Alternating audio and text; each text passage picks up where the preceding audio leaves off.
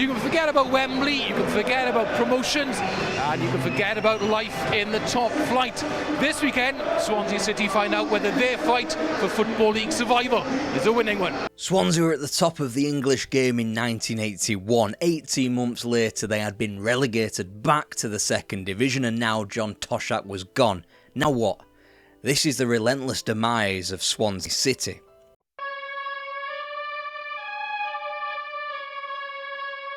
It wasn't out of the realm of possibility that, despite suffering relegation from their first top-flight stint, that a club like Swansea could rebound. They still had the manager that got them there and the majority of players who had been their most successful. Behind the scenes, however, they were an utter disgrace, over £1 million in debt. In an attempt to trampoline the club back into the big time, Toshack juggled his squad, retaining experience through the means of Ray Kennedy and Gary Stanley, whilst just about managing an exodus in Robbie James, John Mahoney and Di Davies. There was a rare signing and he went by the name of Aston Villa's 35-year-old goalkeeper, Jimmy Rimmer. Found Peter Beardsley in the penalty area, Beardsley returned the compliment, and Mills was to meet the cross, which gave United a 2-1 victory. Good firm header by McCarthy, and Kinsey has got in behind Evans here, and two in the middle for him. Parlane. Alright, so it wasn't a cushioned landing back into Division 2. By November, the Swans had lost 8 of 11 matches and were bottom of the division. With an immediate rebound to the top flight now quite clearly a pipe dream, Ray Kennedy was offered a free transfer and John Toshack put in a call into one of his boys, attempting to replace that experience with 36-year-old Emlyn Hughes. He wouldn't last long out of retirement. By the end of the year, Swansea were now almost £2 million in debt. Toshack jumped before he could be pushed in late October, and his successor Doug Livermore restored Bob Latchford to the first team while selling off Alan Curtis to Southampton. The one saving grace the club had was the seasonal charity from Liverpool, who waived the $300,000 they were still owed in transfer fees. Easy to do, I suppose, when they were winning every trophy available in England with impunity and chronically were of course European champions. As Swansea sunk more and more into an obvious relegation, Toshack simply returned. They had ended the year second bottom of the second division with just 12 points from 22 matches and without a route back to safety. So another exodus was called on as Gary Stanley joined Portsmouth and Bob Latchford fled to NAC Breda.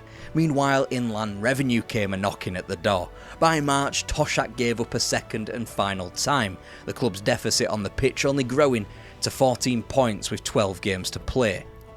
Les Chappell took over as caretaker, but he was a mere man, not a miracle worker. It was only the miracle of Cambridge United being even worse than Swansea as to why the Jacks didn't prop up the league. Either way, it was the third tier once again, and brace yourselves, this is the only footage I could find from the 1984-85 season. One of the worst he'd ever seen. Punctuating that quote, perhaps one of the worst tackles we've seen, which set up a free kick for Rovers. O'Connor took it, and there was the brave Archie Stevens diving at the ball. The campaign started as it meant to go on, with crowd trouble at Millwall as Swansea failed to get going on the pitch, taking until match day 5 to record a win after plumbing the depths of home losses to York City and Bradford City. The club had rattled through 3 chairmen inside of a year, with the latest name occupying the hot seat being Winston Rees. At least under his chairmanship, the club was able to win their first away game of any description for 30 months when Bournemouth were defeated in October. By this point, Swansea were only a point away from relegation to the Football League's basement. And if you thought that was bad, Bognor Regis Town had eliminated the club from the FA Cup first round. So Swansea hired John Bond, a man who had performed miracles with Norwich and Manchester City, less so with Burnley, but he was still considered a coup. Despite his big name, after Millwall came and beat Swansea at the Vetch in late March, the Swans were 8 points from safety, with only 11 to play. In this time, Bond simply released Dean Saunders to Cardiff. It wasn't even a bad move in hindsight, it was a rancid decision at the time, considering that the Welsh forward had netted 12 goals, which made him the club's top scorer that season. 16 points from the next 6 games dredged them above the dotted line on goal difference, and a point a game, which culminated on 4 points from both Bristolian rivals, ensured of the Swans' safety. It was hardly a moment to cherish or savour, but John Bond did anyway, with a fat cigar, because that's the type of guy that he is. Thankfully, there isn't any footage from the 1985-86 season, partly due to a combination of Swansea's lowly league position in the league system and television's inability to completely swallow the game whole, not to mention the TV blackout that was only rectified in January. Irregardless of that, Swansea's world continued to crumble. The debt to the inland revenue continued to creep up. The Vetch was reduced in capacity due to safety reasons, and yet another chairman resigned. The club was on the verge of liquidation. Barclays were owed 730 grand, which puts my overdraft with them into perspective, and an immediate stumping up of 350k was required to save the club. On December the 20th, 1985, with the club back in the drop zone of Division 3, the club was wound up in the High Court. They needed a miracle as they lived off FA handouts to pay player wages. 3 weeks later, they could prove that whilst in receivership, they could trade at a profit, so were handed a month-long reprieve. In this time, a full-strength Manchester United team was sent down to South Wales to play a benefit-friendly, bolstering the coffers to the tune of 40 grand. Off the pitch, they were able to prove their worth. On it, a completely different story. They were comprehensively relegated at the end of the 85-86 season, back down to the 4th Division where this whirlwind journey had started 8 years prior. It was a cautionary tale of overspending combined with a fan base that was not yet rabid enough nor big enough to sustain said spending.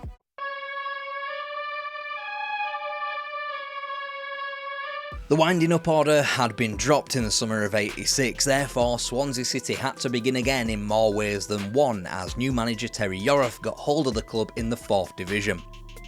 It was a stabilising campaign in 12th place and 8 points away from a new invention called the playoffs, which would become more prevalent for the club the subsequent season. But whilst the Football League had opened up a wider door for promotion, they'd also offered those less fortunate a trapdoor to non-league for the very first time. Former Manchester United player Alan Davies represented the most popular signing in the summer of 87. He was joined by a band of players that included Tommy Hutchison, who was still going despite entering his 40s. Meanwhile, Chris Coleman made his senior debut at the other end of the spectrum, returning to his hometown club after a bout of homesickness at Manchester City. It looked as though it would all end in the same consolidation as previously, when the visit of Scunthorpe United yielded just a point and a 1-1 draw.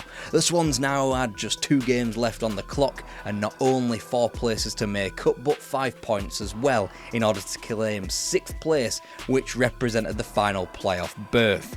The EFL hadn't changed the playoffs to what we all know and love today, so it meant that if Swansea were going to qualify for the playoffs, they would be met with 21st place 3rd Division outfit Rotherham United.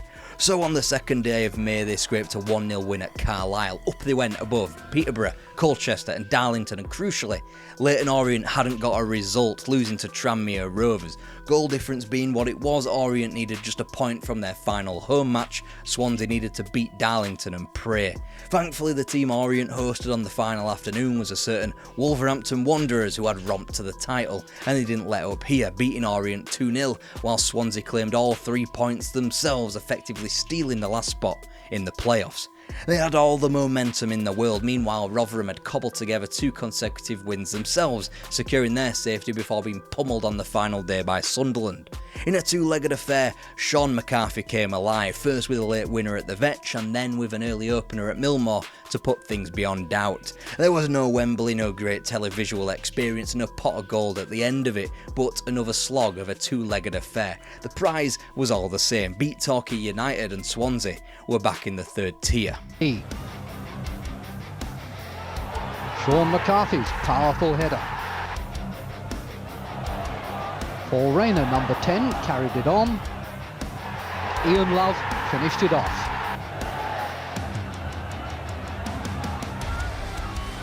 Jim McNichol's goal, but the aftermath ended the game with a nasty taste.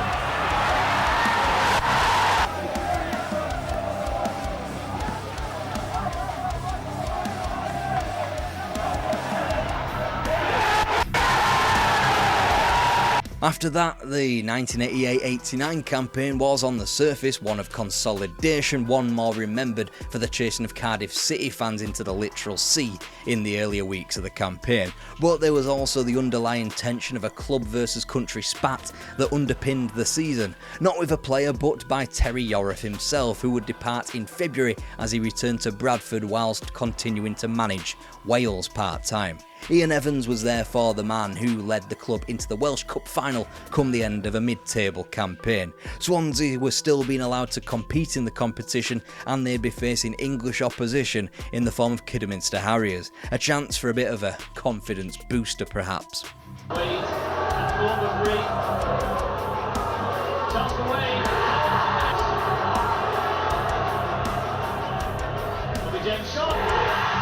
Beautifully laid back to Davis. Having won that, it was a bit of a curiosity that Swansea City would be one of just 3 Football League clubs to play in Europe during their Heysel ban via the loophole of winning the Welsh Cup. Whilst Wrexham in 1986 and Cardiff in 1988 had been banished from the competition at the last 16 phase, and no Welsh club had reached beyond that fact since Newport in 1981. Back then though, they had played in the 4th division, so why couldn't Swansea dream just a little bit? And so are Swansea, amazingly. Seemed a tall order in Athens, and Panathinaikos ahead through Vangelis, only 4 minutes in. A split second ahead of Lee Bracey. 2-0 after half-time. 3-0 to the Greeks. What price Swansea now? Well, maybe Panathinaikos eased off. Paul Rayner pulled the goal back. He cut the deficit to 3-2.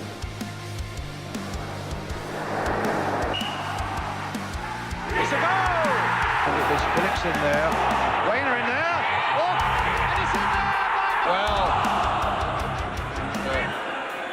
Mike Dimopoulos. Played in again. Nailed it! It's another one! Swansea have scored again! Chase is on now. And the referee looked towards the penalty. Has he given it for Salavakos? Against 21-year-old Lee Bracey. And it's Salavakos. It might be decided right at the last. And it's in there. Panathinaikos have scored in the last seconds. 1 minute, that's how far away Swansea were from taking the Greek side Panathinaikos to extra time. Beyond that would have been Dynamo Bucharest, a significant upgrade in terms of opponent and a team that had recently appeared in European Cup semi-finals. Either way, the European dream was put on hold for the time being. Again, Swansea consolidated their position in the 3rd division. They'd become more well known for getting pumped 8-0 in the FA Cup by the almighty Liverpool, where once they could somewhat meet them on a level playing field, those days were gone. But given their unique situation, Swansea could still aim for Europe via the medium of the Welsh Cup. Whilst the supporters' favourite memory of the prior season would have been an April win at Ninian Park, the Jacks returned to the capital, and this time to Cardiff Arms Park for the Cup final, this time against actual Welsh opponents in Wrexham. To the rash challenge of Wrexham keeper Mark Morris on David Penny, who admitted he was going nowhere. Nowhere, that is, except to the penalty spot to make it 1-0. Ignored a foul on Connor to allow Paul Rayner the chance of a neatly taken goal, and a special bonus from his manager. Again, it was another season of flip-flopping with the manager as Terry Yorath parted weeks out from the final as the club lurched dangerously towards the drop zone. Whilst they ultimately survived and claimed a piece of silverware from the campaign, it was a close call as Frank Burrows took charge. Given that Wrexham had been thrashed in attempting to uphold Welsh pride against Manchester United in the last 16 of the Cup Winners' Cup the prior season, Swansea were given a horrific task to reach the same phase in the 1991-92 campaign. So it's Passy against Kendall. Deep testing out the defence, and Barros is through, and that could be the second goal. Puel gives it away to Leg. Leg is in here surely for a goal for Swansea City. And Eh oui, oh bel arrêt. Ah mais but, oh, il est malheureux. Oh là là, directement sur. Oh, peut-être. Oh oui. Ah, petit. Sonneur a poursuivi son action. Elle est sortie de Kendall et but. Ah, frappe contrée, et tir, et but. 2 a été contré, et Harris peut donner. Oh, attention. Oh là là là là. Ah, il manquait plus. Ouais, bien joué, Djorkaeff. Oh, bon contrôle orienté. Ouais, et but. Ah ouais, ça c'est de talent. Et voilà. Et but de Wea. Bonne frappe, Gérald. Bonne frappe. Ouais, but. Voilà. This, a Monaco team governed by Arsene Wenger and featuring the talents of George Weah and Yuri Djokayev. There was no real shame in getting shagged 8-0. Either way, it was Swansea's last shot at Europe for a while since the carrot of the Welsh Cup was whipped away.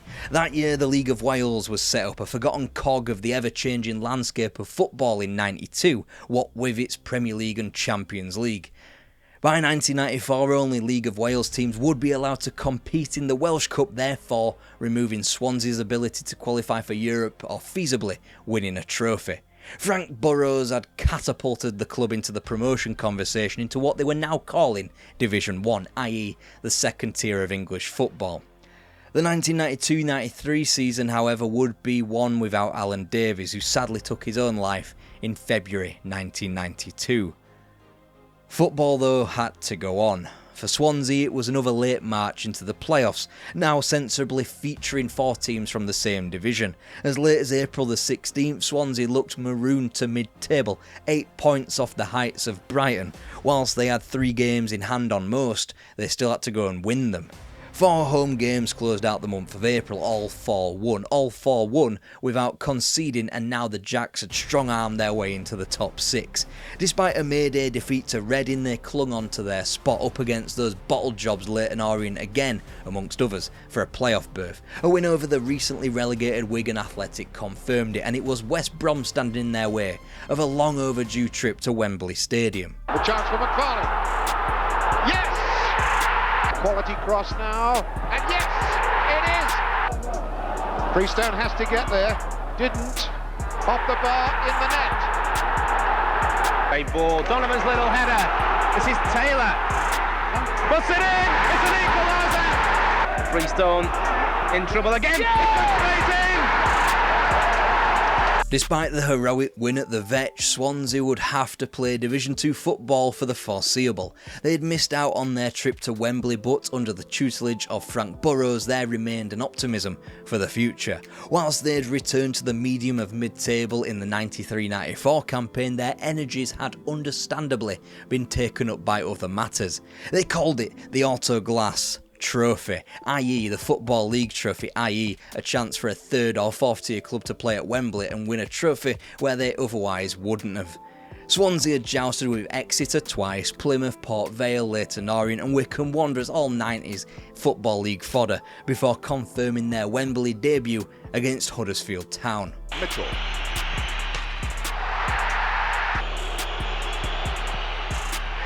Yes, 1-0 Swansea. He got it. Oh, as cool as you like. Oh, he's hit the bar. Torpy. And John Pound's penalty's been saved. It's all over. £45,000 well spent on Roger Freestone had become priceless in the course of 3 years, as Swansea became only the 3rd Welsh side to win at Wembley after Cardiff in the 1927 FA Cup final and the national team in a home championship match 50 years later. After consolidating another season, except this time without silverware, Burrows departed after becoming embroiled with the boardroom. It marked the end to a relatively successful time for the club, although nothing compared to the heady top flight days that came before him.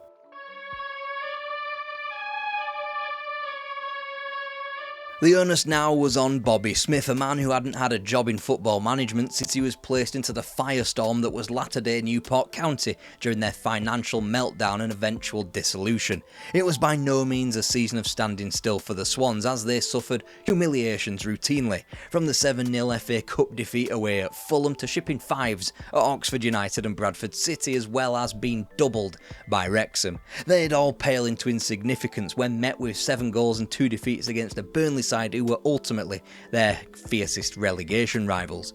So when Swansea arrested their slide on April the 13th with a 2-1 win over the recently relegated Brighton, they had done enough to stave off the drop for another day. They could have done without Burnley's win against Peterborough, but nonetheless the gap remained a still viable 6 points with 3 to play. After all, the Swans had previously shown themselves up to tasks such as this, having performed similar recent miracles to weasel their way into the playoffs. Before Swansea could go again, Burnley nabbed themselves another point, this time away at Swindon, to heap the pressure onto the Swans' trip to Wickham. Again they would win as Burnley notched up another point, this time away to Notts County. Burnley had the chance to send Swansea down on April the 23rd but missed that opportunity. 4 days later though, with no more wriggle room remaining, Burnley travelled to Wales to get the 3 points that would relegate the Swans. Playoff contenders Wrexham, of course, took in a performance for the ages to relegate Swansea. Not that it would have mattered much since they got pegged 4-0 at Notts County anyway. So that was that, back to the 4th tier where dregs like Cardiff City lived, and it would be matches against those rivals that would live long in the memory, with only one loss in 6 league matches across 3 seasons before Cardiff left the Swans behind in promotion in '99. It was probably a good job since things had reached such a boiling point that Cyril the Swan and Barkley the Bluebird had been banned from the derbies just in case they incited riots. Either way, the Swans did have their chances to go up via the usual medium of the playoffs. Time, John Frame broke thousands of Welsh hearts when his free kick settled the tie. Andrew Dawson levelled the aggregate score for Scunthorpe after just 2 minutes. Gareth Sheldon then put them ahead 2 minutes into extra time. 10 minutes later.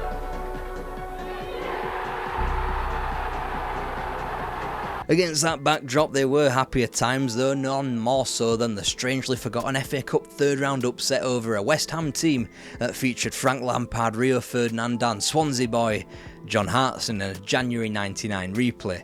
Oh yeah, and there was this season. Home side still in possession, driven in. Oh, tremendous strike. When Chester thought they'd hung on for a point, John Hollins' side snatched a dramatic late winner. Steve Watkin looped a header into the top corner 4 minutes into stoppage time. Steve Watkin sending a fine header into the top corner.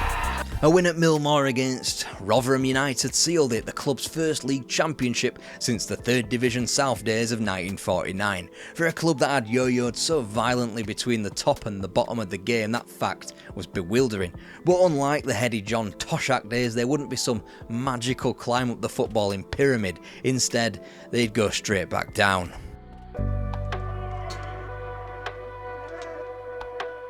And come the end of 2002, it appeared as though the Swans were sinking straight into non-league. They were barely keeping their heads above water when Nick Cusack left the club after defeat against Boston United in September 2002.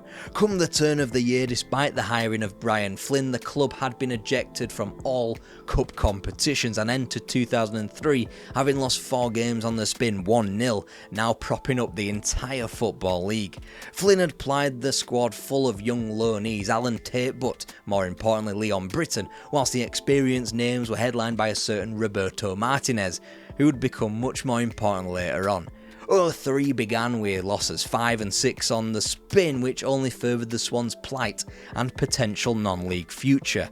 The pushback began, however, on January 25th with a 2-0 home win over Lincoln, the first league points in 6 weeks, which began a run of 4 wins from 6. It propelled Swansea up to the nosebleeds of 19th before their form stalled once more. From the 4-0 loss at Hartlepool to 3 goalless stalemates in succession and consecutive defeats against Orient and Exeter in mid-April that thrust the Swans back into the relegation conversation. A win up at Rochdale could have granted survival, but both Carlisle and Exeter beneath them both won.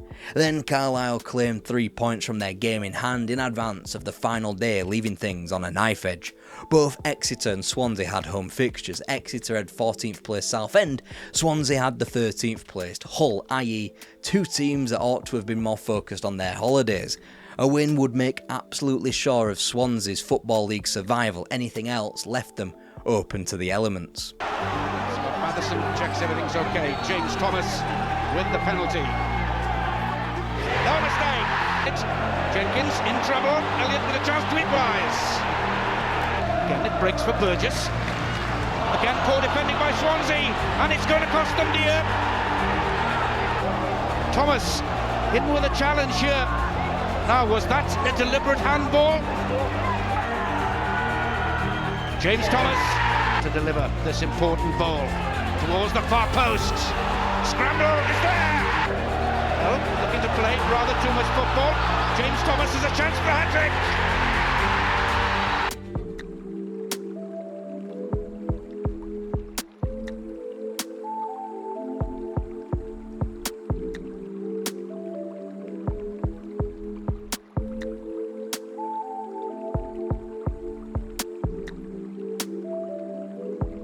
Swansea are our first Welsh pit stop on a Tour of Britain series that we're embarking on throughout the 25-26 season.